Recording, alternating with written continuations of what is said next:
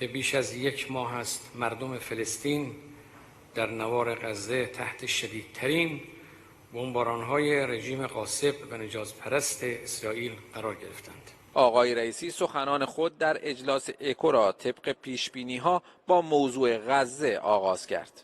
رئیس جمهور از قتل عام بیش از 10,000 فلسطینی در بزرگترین نسل کشی قرن و سکوت مجامع بین المللی گفت. نظام بین الملل موجود از جمله شورای امنیت سازمان ملل در مواجهه با این حجم از جنایات وحشیانه رژیم صهیونیستی ناتوان است و شکست خورده است.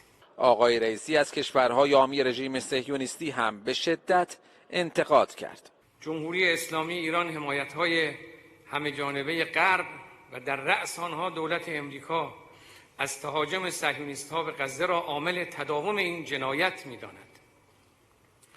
اینک بر همه جهان پرواضح است که آمریکا شریک جنایات صهیونیست است.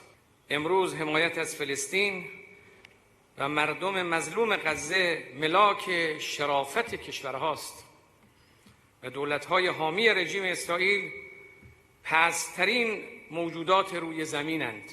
رئیس جمهور توقف سریع عملات و کشتار غیر نظامیان، تسهیل ارسال کمک‌های بین‌المللی به غزه و رفع محاصره این منطقه را 3 اقدام فوری برای کمک به مردم غزه برشمرد. آقای رئیسی همچنین هشدار داد در صورت تداوم جنایت صهیونیست‌ها اوضاع پیچیده‌تر شده و ابعاد و پیامدهای آن محدود به منطقه غرب آسیا نخواهد ماند. من به احترام شهدای فلسطین و کودک و زن فلسطینی 1 دقیقه سخن نمیگویم و از همه میخواهم به احترام شهدای فلسطینی قرائت فاتحه و دعا رو پیشه کنم.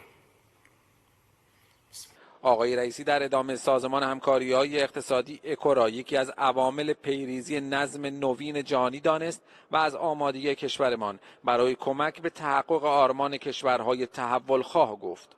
امروز جمهوری اسلامی ایران با همکاری بسیاری از کشورهای مستقل و شرکای بین‌المللی خود برای پیریزی نظامی عادلانه بر مبنای احترام و همگرایی چند جانبه در حال حرکت است. در این مسیر جمهوری اسلامی ایران در تلاش است با در پیش گرفتن سیاست همسایگی و همگرایی و حضور فعال در سازوکارهای منطقه‌ای و فرامنطقه‌ای نقش مؤثرتری در برقراری امنیت و ایجاد منافع مشترک گروهی داشته باشد.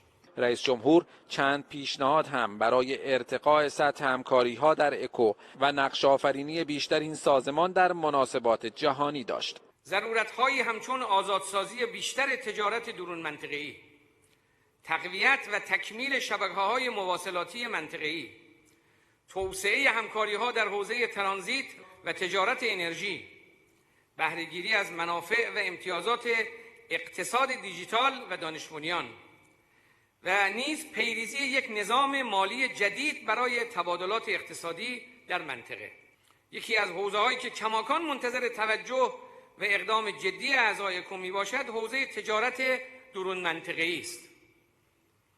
انتظار می‌رود که گام مهم و مؤثری برای اجرای دستورالعمل مندرج در چشمانداز 2025 اکو در خصوص ایجاد منطقه تجارت آزاد در اکو برداشته شود و همچنین موافقتنامه تجارت ترجیحی محدود موسوم به اکوتا نیز بعد از 2 دهه اجرا گردد.